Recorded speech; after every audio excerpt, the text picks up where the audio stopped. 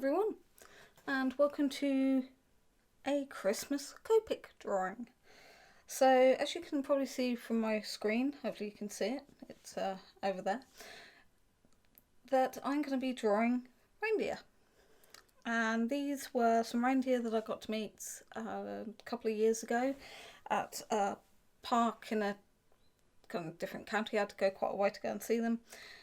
And I managed to get some really nice photographs. So I wanted to do a Christmas card design using these reindeer from my own photographs and doing it in copics.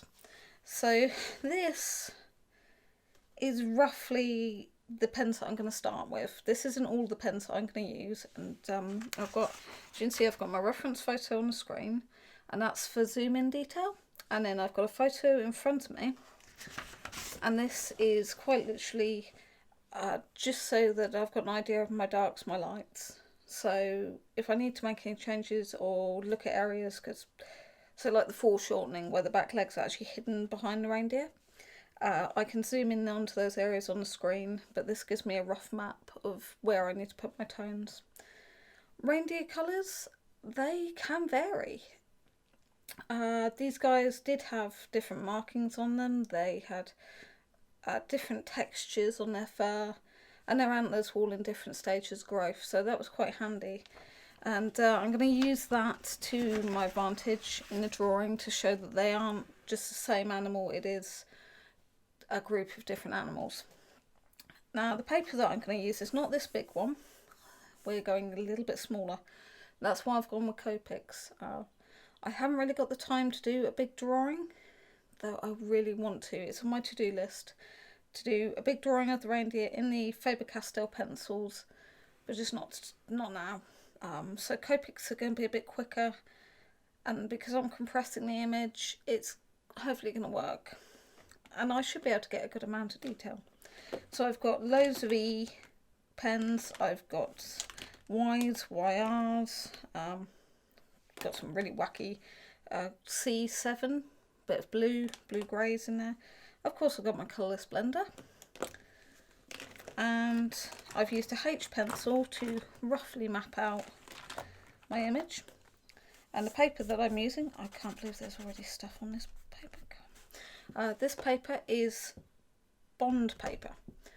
You used to be able to get this in Ryman's in the UK a lot, and then they discontinued it, and I'm now down to like my last half pack. I love this paper for Copics. It does have a very heavy bleed through, but in truth, that's part of why I love it. I can keep the ink literally saturated within the paper and just keep on pushing it. And it's lovely, lovely paper to use. But I don't know what I'm going to do when it's gone. I might have to order some from America, but we'll see, because that means more expensive and could be more issues. So as I said, I really roughly lined out the reindeer, and the line art is a little bit too dark right now, but I can tone that down as we go. I don't want to turn it down too much because I don't want to lose the actual image, but if I have to, because bond paper is quite a fragile paper, it's very close to tracing paper but not quite there. So what I'll have to do is literally just very gently take a rubber eraser, whatever you call them, and just go over extremely gently just to take anything too dark off. Now this paper also reacts to damp, so you know if you lean on a drawing and you get that part of your hand on there and there's heat, it's not going to react well, it will actually buckle. So when doing anything with this sort of paper, I always have a guard sheet under my hand, and oddly enough, this my reference photo is going to be my guard sheet. So I'll be working one deer at a time.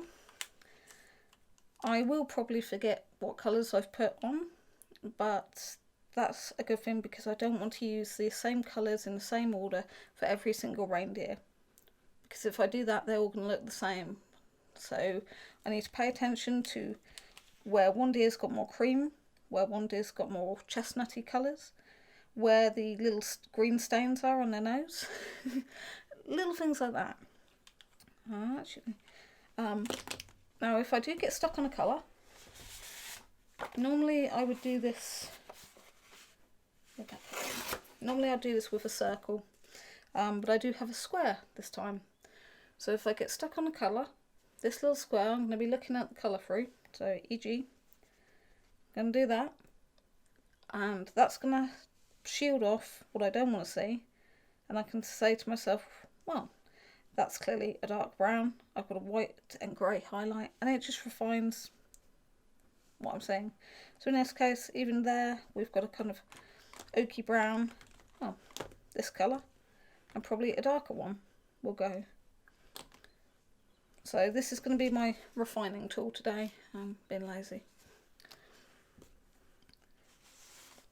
My colours are going to be really light. If you see my drawing of a lioness where I used blues and very light creams, that's kind of the look that I'm going for in this image.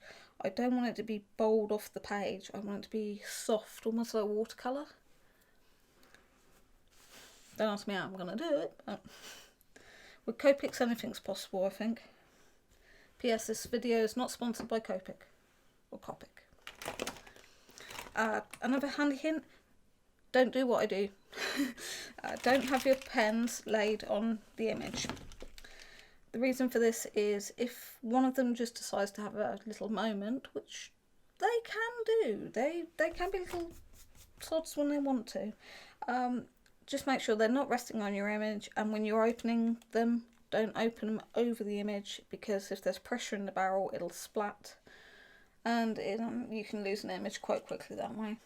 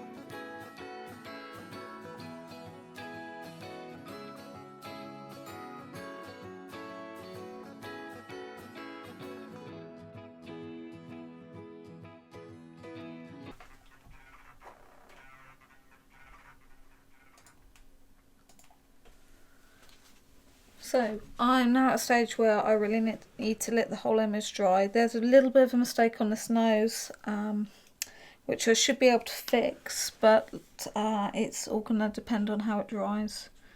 What's happened is I've oversaturated the paper, and I've put too much alcohol into there, so I've got to let that evaporate off. I might actually even put the drawing into a warmer room because it's quite cold outside right now, just to see if I can get it to evaporate off a little bit quicker. But for the first layers, I'm quite happy with that. I mean, as long as that one luckily is a background one, so as long as I keep these two guys sharp, they will be the main focus. So these two reindeer are going to have more detail on colour pencil put into them. These two are going to have less detail. I'll probably fiddle around with the antlers a little bit and sort out the light and shade on the legs because there's not much detail on there. Again, that's what I'm going to be adding in pencil. In fact, I can show you. Let's move all these copics. The wonderful thing about copics, the copics are wonderful things. And you can certainly never just have one. Right, so I'll say about the bleed. Now, you saw how bad it was earlier. So when I pull across, on this sheet, I've got loads. In fact, on that one in particular, the paper has buckled slightly, so I know I've made a boob there. So, this is the image so far. I need to sort that nose out. That's going to be a little bit tricky, but like I say, once it dries, I can come in and do more layers. And then the other side. In fact, the lovely thing about drawings when they bleed through is you can almost have a game of pick the side that you want. And I also made a slight mistake on this reindeer because if you're wondering why some of their mouths are open, it's basically when they feed them whole carrots and parsnips, reindeer being related to sheep means that they don't have a top line of teeth on the front, they have molars at the back and they have a few teeth on the bottom. So for them, they can literally take a whole carrot in the mouth, and that little bit there was the carrot. I think you can see it on the photo. These guys were munching through these whole carrots and parsnips, so it gave me a chance to actually photograph them with their mouths open. I'm quite happy with the effect so far. Like I say, I have got a lot of work to do on this one, and not much time. It's going to be a Christmas card design, so I've got to get it to my printers pretty quick because he starts to shut down in the next month or so. He gets so inundated with orders, he just literally closes the books and that's it. You've lost your chance of getting in there. So again, what I will do is take a photo on my phone just to see what my phone shows. Let's see if we can do this one-handed this time. I try and keep it straight, but I always get a wrong lighting. And also, it's important to see a picture from a distance as well as up close. Yeah, my phone makes it look like they're super, super dark.